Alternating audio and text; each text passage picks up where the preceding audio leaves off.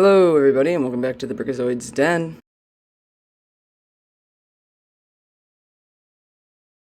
Okay, so I'm late. I was not able to record on week 2 of What If, which was the T'Challa became a Star-Lord episode, which was an amazing episode. Absolutely loved it. But I'm just going to throw it in this one because I just watched episode 3, which was like the Murder Mystery Avengers episode, which was it was fine, I guess. I thought the other two were much better, but that one was still fine. Okay, starting with What If T'Challa Became a Star-Lord. So we have the Watcher narrating the beginning of the Guardians of the Galaxy movie, but instead we have T'Challa as Star-Lord, and then Korath the Pursuer, I think his name is. There was a scene in the Guardians of the Galaxy where Star-Lord takes off his mask and he goes, "Do you know who I am?" or something like that, and Korath says no. But this time, Korath does know who Star-Lord is, and Star-Lord is this very popular, well-known person across planets and galaxies and things like that. So they do the scene where he knows that who Star-Lord is, and this great hero from all the other universes and everything. But then we also we move into a fight with Star-Lord versus Korath. Korath is knocked out, and Star-Lord decides to take his body. Yondu takes out a bunch of Kree soldiers when he walks out, because there's like a Kree army that was outside of the building, and Yondu uses his arrow to take him out. So good to see Yondu again. We love Yondu. And then the Ravagers now help people instead of like selling items that they get. So they use the items and relics and things like that they steal and things like that to save people rather than sell them for credits and things like that. So this is a very big change for the Ravagers, and it's extremely different from what Peter Quill is like. T'Challa really changed the Ravagers and made like a name for himself versus Peter Quill, who's like nobody really knows who he is, and the Ravagers just sell a bunch of stuff that they get. So we get a flashback to a young T'Challa wanting to see the world, and then when he exits the Wakandan Dome, or whatever you want to call it, like the protection of Wakanda, Yondu and his subordinates went to get the kid instead of Yondu himself, and they grabbed T'Challa instead of Peter Quill, and that's how they kind of explain why T'Challa ended up being Star-Lord in this universe. So then, T'Challa is offered to see all worlds instead of just one, because he said that he wanted to explore the worlds, but now Yondu offered him to see them all instead of just, our single Earth. So then we have, end flashback here. The Ravagers go to a club and they celebrate their win, I guess, and then we learn, this is like a really big, I wouldn't say big reveal, but like a very big moment, is that T'Challa stopped Thanos from committing genocide on the world. Although Thanos doesn't think it's genocide, he thinks it's a pretty good plan still. But yeah, no, Thanos is a good guy now, which is interesting. It's very the biggest villain for like 3 phases of Marvel ended up becoming a hero in this episode, which is really, really weird to see. And that just shows you how different T'Challa is from Peter Quill. And I don't know, it's just making me feel weird about Peter Quill, that if T'Challa was Star-Lord in our universe, he would have stopped, like, literally everything, every villain out there. But Peter Quill just, kind of didn't, he didn't stop that, so I don't know. Kind of a weird feeling, kind of putting Peter Quill under the bus here. I wonder why. So Star-Lord goes to the bar and meets with Drax, who is a bartender, and, I guess in this universe the Guardians were never really formed, which is interesting. So then Star-Lord meets with Nebula, who has a completely new design, which looks amazing, might add. Like, it's just so cool how she looks. And then Yondu showed Star-Lord Wakanda, and it was destroyed, which was a conversation that Nebula and T'Challa were having, which is really interesting, that Yondu, they went back to Wakanda, and apparently it was destroyed, because I think T'Challa's father was talking about how the world, this world is only full of, like, war and everything. So this kind of, like, proved that, which was interesting. And then we have Nebula briefing the Ravagers on a mission to steal the embers of... I forget what it was, but it was the embers of something. And then we learn that the Collector is the biggest kingpin in the galaxy after Thanos is like turned to the light side instead of the dark side here. So that's really cool that the Collector kind of rose to power while Thanos dropped significantly. And then the Ravagers travel to nowhere. Yondu and Nebula act like sellers that are going to sell something to the Collector. The Ravagers start a fight to distract the Black Order, which is very cool to see them in an animated form. The Black Order looks amazing in animated form. So then Star-Lord breaks into the museum where the item is being held, the embers of whatever they were called, I forget. And he explores this museum-like prison where we see a bunch of different species and a bunch of different relics and things all trapped in these cages, these glass cages it looks like. And then we meet Howard the Duck. Very cool. Good to see him again. And Howard the Duck gives Star-Lord a tour of the Collector's collection. And meanwhile, the Ravagers are being taken down by the Black Order. And the Black Order figures out that it is a distraction, causing a total lockdown on the Collector's place. And this kind of causes suspicion to Yondu and Nebula that the Collector might figure out what they're all about here. And we see that Star-Lord finds a Wakandan dragon flyer, which is really cool. Very cool Lego set, too, by the way. I just wanted to throw that one in there. The dragon flyer was used to send a message to people of different planets searching for T'Challa. So it's good to know that T'Challa's father is still searching for him, although we don't know how long this dragon flyer has been there for. Then Nebula turns on T'Challa. T'Challa is imprisoned. Yondu lied to T'Challa about the destruction of Wakanda, as we learn from the dragon flyer there. And then Corvus Glaive delivers T'Challa to the Collector. And now T'Challa is imprisoned within the Collector's museum. And the Collector wishes to dissect T'Challa, which is interesting. And then we have Nebula telling the Ravagers the actual plan, where she tells them about a triple cross, as Korath, the Pursuer, says. And now they need to get the Embers of Genesis. That's what it is. I have notes here, and I just haven't got to that part yet. So T'Challa uses his Wakandan necklace to break out of the Collector's prison, and then the Collector's servant, I forget her name. I remember she was in the Guardians of the Galaxy movie, and I think she, took the Infinity Stone and she exploded or something. I don't even remember what happened, because that movie was 2014. That was a little while ago. But she shoots Ebony Maw with, a ray blaster or something. And then we have a very, very cool fight with T'Challa versus the Collector, who has all of his gadgets and all of his weapons from his collection, really, which is just super duper cool to see a bunch of really notable weapons. He had Hela's mask, which is really cool, or helmet, which he was able to make blades and things with. Very, very cool to see. And then we have the Ravagers needing to escape, and Thanos decides to take on the Black Order by himself. So then Yondu saves T'Challa from the Collector. Nebula uses the Embers of Genesis to destroy the Black Order and save Thanos.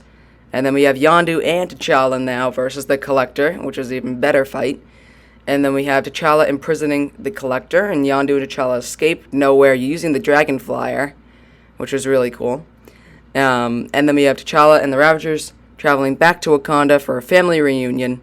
And then at almost like our end credits scene, but not really, more like end of the episode scene, Ego meets with Peter Quill, who's working as a regular human Peter Quill, working at a Dairy Queen, and supposedly Peter Quill becomes evil because Ego, his evil eyes lit up.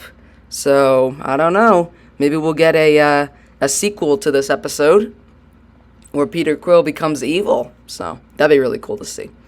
Yeah, that's pretty much it for episode 2 here. We'll move on to episode 3, which, I don't know. We'll see. We'll talk about it. All right, so moving on to episode 3, what if the world lost its mightiest heroes? Real quick side note. All right, so first off, this whole episode's like a murder mystery thing. You can't solve the mystery. There were 0 clues leading to who the actual murderer was, besides one of the end parts with Black Widow, which I'll obviously get to. So I don't really know what they were going for here, but you cannot solve the mystery. I mean, the killer was cool. It was really interesting, and he looked really cool. But you can't solve it, and I don't know if that's what they were going for, or if I don't know. There was just no clues throughout the episode, so I just wanted to throw that one out there. But all right, we'll start off here. So we start off with the title screen. It says Monday. So we have Nick Fury and Black Widow in a car meeting with Iron Man at the donut shop, just like the scene from, I believe, Iron Man 2.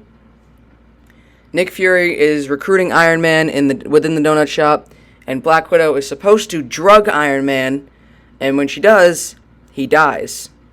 Bump, bump, bump. So then we have the Watcher here is up next, and he kind of does like this, about just a bunch of collection of these scenes, which kind of plays out basically the entire Avengers movie. But now they obviously can't do that in this universe because everybody's kind of dying. So, and then we move on to another title card, Tuesday. Agent Coulson talks with Nick Fury on the phone, and Black Widow is being questioned by S.H.I.E.L.D. for supposedly killing Tony Stark. So someone inside S.H.I.E.L.D. compromised the antidote is what Nick Fury and Black Widow's conclusion came to. And now Black Widow must figure out the truth about the compromised antidote from the outside. So Black Widow escapes the truck holding her captive, and then Hawkeye and Nick Fury discuss Thor's hammer, which shows up on Earth. Thor breaks into the S.H.I.E.L.D. outpost to get his hammer back. Again, very similar to the Avengers scene, I believe. Right? Yeah, the Avengers movie. Yeah, the Avengers, yeah. So then, I believe it was. Or was it? I think it was. I don't even, again, I haven't seen a lot of these Marvel movies in a long time. Because, like the Avengers is from 2012 and everything. So I apologize if my memory is not up to par here. So either way, Thor breaks into the S.H.I.E.L.D. outpost to get his hammer back. And then Hawkeye kills Thor with an arrow, right as a lightning bolt was striking. So my suspicion was, maybe the lightning bolt scared him, but then he keeps saying that, he didn't shoot Thor, he's a professional, he knows, So, Hawkeye is imprisoned, he said that nobody's talking to him, and Nick Fury tries to talk to him, and Hawkeye is dead in his cell. So many deaths in this episode. Slowly, one by one, they're all dying. So then Wednesday, another title card here, Black Widow meets with Dr. Ross, which is from the, what was it? The Incredible Hulk movie. I forget who played Hulk in that movie, but Dr. Ross was from the Incredible Hulk movie. So then Black Widow talks with Dr. Ross about Tony Stark's murder, and Dr. Ross comes to the conclusion that a small projectile is what killed Tony Stark, not the injection itself. So Black Widow got the call from Nick Fury about Clint Barton, Hawkeye, who obviously died, and then a suspicious Dr. Ross has Bruce Banner hidden in a closet, and then Black Widow says that they need to go to Bruce Banner, and then we cut to Agent Coulson is driving in the desert, and the Bifrost opens up to send Loki to Earth along with an army of Asgardians and the Destroyer as well, which looks amazing in animated form, by the way. Then we cut back to Black Widow and Bruce Banner are being confronted by General Ross and his army. Cut back, Loki is looking for vengeance for Thor's death. Cut back, Bruce Banner is shot with some unknown bullet. It didn't come from General Ross's army at all. And then Bruce eventually becomes the Hulk and attacks General Ross's army. Meanwhile, we have Loki has the Casket of Ancient Winters and starts freezing Nick Fury's army as well. Or not really army, but you know what I mean.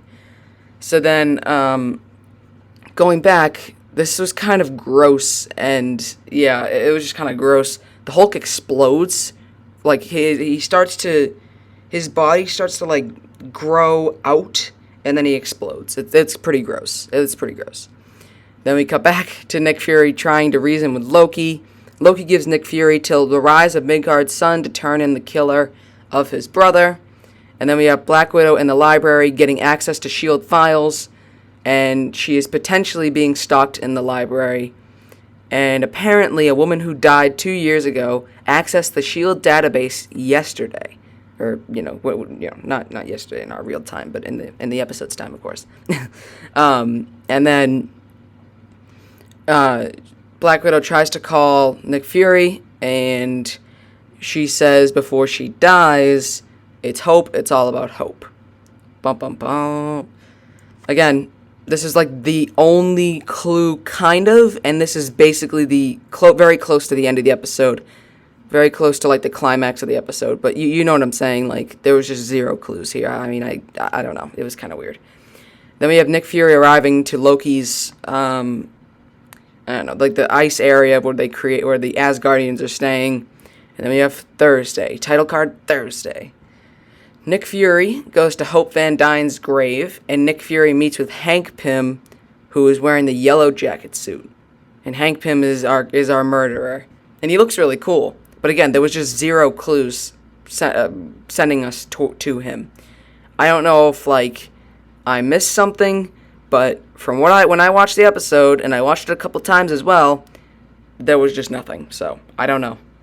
Maybe I missed something. I have no clue. But this is our only clue was the it's hope. It's all about hope.